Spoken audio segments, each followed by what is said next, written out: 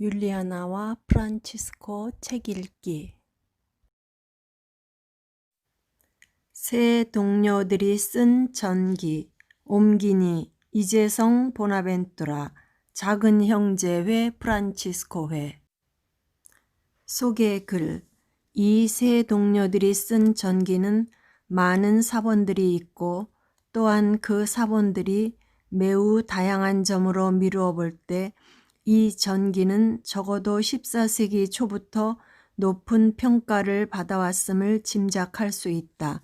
피사의 바르톨로메오도 1385년과 1390년 사이에 저술한 그의 저서 드 콤포르미타테에서 이 전기를 자주 인용한다. 1768년에는 볼란디스트들까지도 장꽃성인은 제외시키면서도 성인들의 행적 안에 이 전기를 프란치스코를 대표하는 자료로서 첼라노에 의한 제1생애와 성 보나벤투라에 의한 대전기와 함께 삽입했다.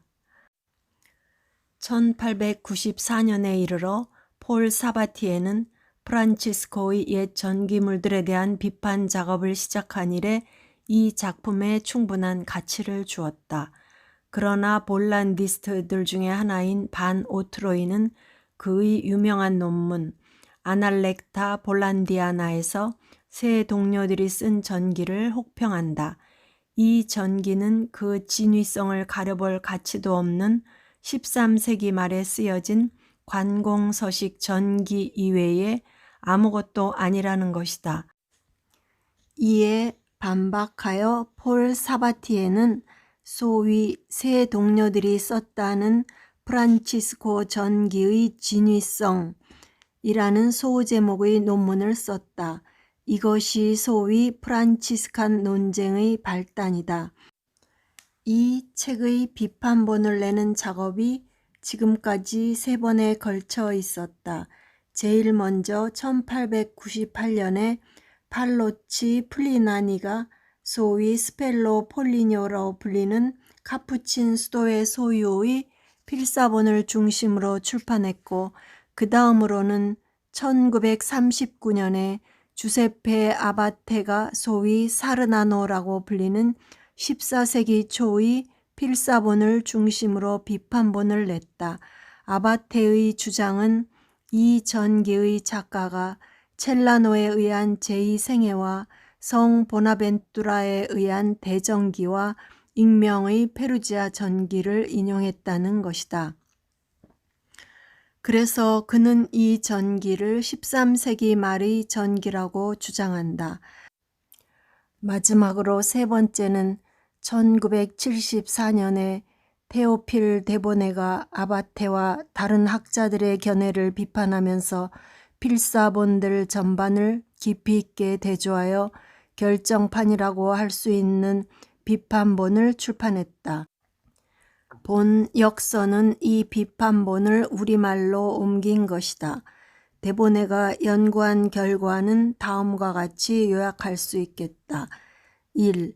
레오, 누피노, 안젤로 이상 세 동료들이 1246년 8월 11일에 그레초에서 쓴 편지는 확실히 신빙성이 있다. 왜냐하면 이 편지는 다른 모든 사본들에도 한결같이 등장하고 있고 다른 문헌이나 아니면 단독으로 나타나는 경우는 단 한 번도 없기 때문이다. 그런데 문제는 이 편지의 문체가 새 동료들이 쓴 전기의 문체와 다르다는 점이다. 하나의 가설을 세우자면 크레센지오 총장에게 보낸 자료들이 새 동료들이 쓴 전기만 있었던 것이 아니라 다른 많은 자료들도 있었는데 바로 그 자료들에 부착되어 있었던 편지가 바로 이 편지가 아닌가 하는 점이다. 새 동료들은 이러한 자료들을 1244년의 총회와 총장의 명을 받아서 작성했노라고 말한다. 지극히 복되신 사부 프란치스코의 행적에 관하여 형제들이 알고 있거나 수집할 수 있는 자료들을 당신께 전해드리는 것이 지난번 총회의 의결 사항이기도 했고 당신의 명의이기도 했기에 우리는 전기의 형식을 취하지 않기로 하였다. 그보다는 오히려 어느 쾌적한 들판에 핀 무수한 꽃 중에서 가장 아름다운 꽃을 마음 가는 대로 골라 모으듯 하였다. 따라서 역사적 순서를 따르지 않았고 가장 아름다운 꽃을 마음 가는 대로 골라 모으듯 하였다라는 말은 페루지아 전기의 형식과 맞아떨어지기 때문에 이 편지는 페루지아 전기에 달린 편지로 간주된다. 왜냐하면 새 동료들이 쓴 전기는 편지의 내용과는 달리 전기의 형식을 갖추고 있으며 역사적 순서를 밟기 때문이다. 결론적으로 이 전기물은 총장에게 보낸 자료들 중에 일부이기는 하지만 마음 가는 대로 골라 모은 자료의 일부는 아니라고 할 수 있다. 첼라노는 이 전기의 일부를 이 첼라노를 저술하는 데에 사용하는데 그는 이 전기를 다른 자료들과 분리한다. 그리고 그가 이 전기를 다른 자료들과 분리할 때에 편지도 함께 거기에 포함시켰다. 이때부터 이 편지는 페루지아 전기와 분리되어 새 동료들이 쓴 전기와 붙어 다니게 된 것이다. 이 전기의 작가는 과연 누구인가? 문체를 비교해보면 쉽게 알 수 있는 일이지만 페루지아 전기의 작가는 아니다. 대본에는 다음과 같은 가설을 세우는데 새 동료들 중에 하나라고 한다면 최소한 레오는 아닐 것으로 본다. 문체가 레오의 문체는 아니고 루피노는 글을 남긴 형제가 아니기 때문에 저자를 안셀로로 본다. 그러나 이것도 확실성은 희박하기 때문에 확실하게 말할 수 있는 것은 저자가 RCC 사정에 정통한 점으로 미루어 보아 RCC 출신의 어느 초기 형제들 중의 하나일 것으로만 짐작하고 있다. 3. 저술연대는 언제인가? 이 문제를 밝히기 위해서는 여러 자료들을 비교해 볼 필요가 있다. 이 전기와 관련성이 있는 전기들로서 서로 비교해야 할 전기물들은 첼라노의 일리 첼라노, 줄리아노, 페루지아 전기, 그리고 성 보나벤투라의 대전기이다. 새 동료들이 쓴 전기는 첼라노의 1첼라노를 인용하면서 세부적으로 이를 보완한다. 또한 스피라의 줄리아노는 첼라노의 1첼라노를 이용하여 몇 가지를 보완하면서 1232년과 1239년 사이에 전기를 쓰는데 이것도 새 동료들이 이용한다. 반면에 첼라노는 이 새 동료들이 쓴 전기를 의지하여 이 첼라노를 쓴다. 1첼라노에서 누락된 부분, 특히 프란치스코의 젊은 시절과 회개 부분을 보충한다. 따라서 이 전기의 1장에서 16장까지는 이 첼라노 이전에 쓰여졌고 1첼라노와 줄리아노보다는 후에 쓰여졌다고 볼 수 있다.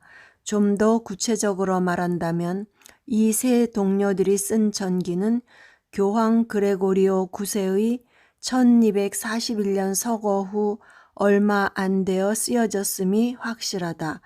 따라서 새 동료들이 쓴 전기의 1장에서 16장까지의 저술 기간은 5년이다. 이 첼라노의 저술 직전 교황 그레고리오 9세의 서거 사이가 5년이 되기 때문이다. 이는 1246년에 그레초에서 보낸 새 동료들이 쓴 편지와 시대적으로 맞아떨어진다. 가장 오래된 사르나노 필사본과 그 외의 많은 사본들도 16장으로 끝나는데 몇몇 사본들만이 마지막 2개의 장을 첨가하고 있다.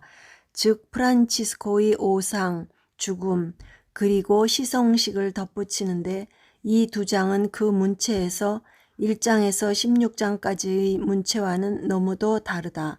이 두 개의 장은 바로 대전기 13장을 인용한 것이다. 따라서 이 부분의 저술은 1266년 이후로 보아야 할 것이다. 따라서 반 오트로이나 다른 전문가들처럼 이 전기를 가치없는 것으로는 볼 수 없다. 오히려 원천적 자료 중에서도 마지막 2장을 제외하고는 아주 중요한 자리를 점하는 것으로 여겨야 할 것이다.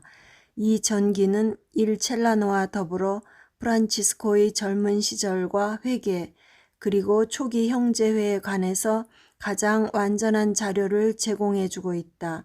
이 저자는 프란치스코를 매우 가까이 접한 형제이며 프란치스코로부터 직접 많은 이야기를 들은 형제임에 틀림없다.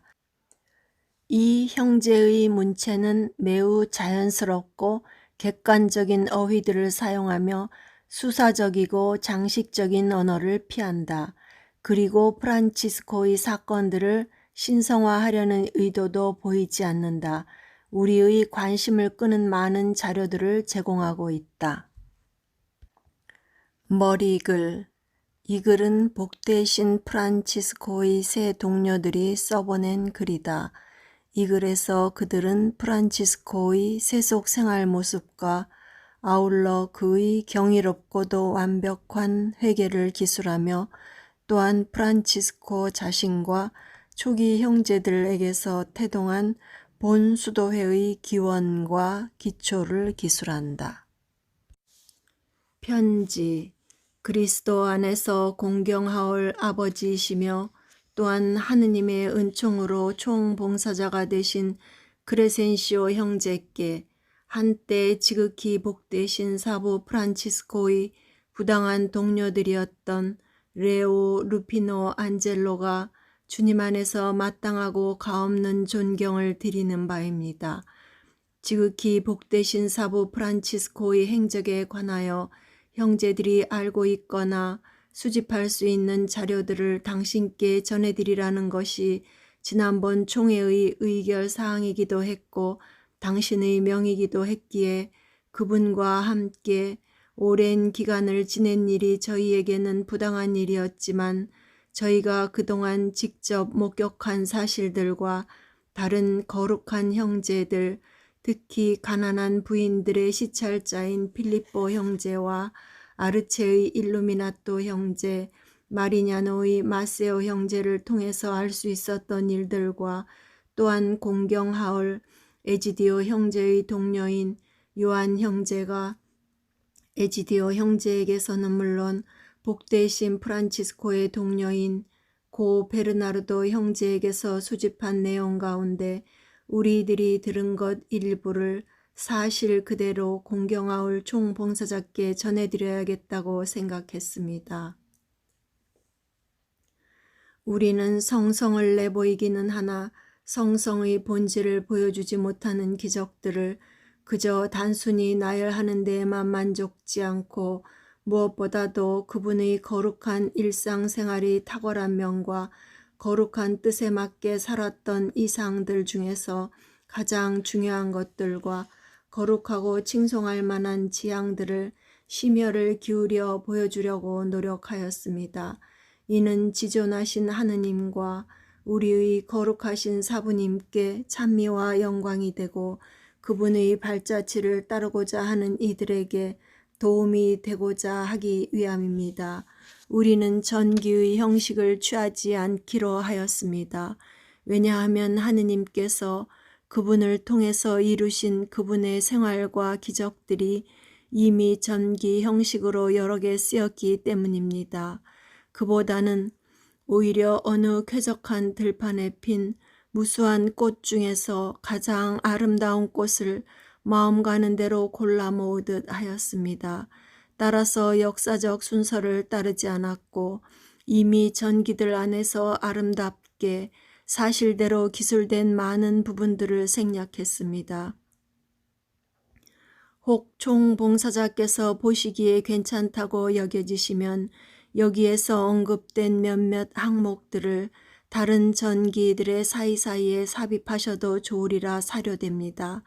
앞서 전기들을 쓰신 공경하올 분들이 우리가 서술한 것들까지 접하셨다면 전기에서 이것들을 빠뜨리지는 않았을 것으로 우리는 믿는 바입니다.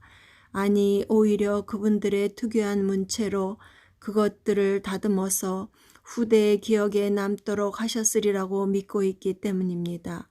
주 예수 그리스도 안에서 늘 편안하시기를 기원하오며 당신의 충실한 자녀들인 저희를 그리스도 안에서 당신께 겸손하고 온전하게 내맡깁니다. 그레초에서 1246년 8월 11일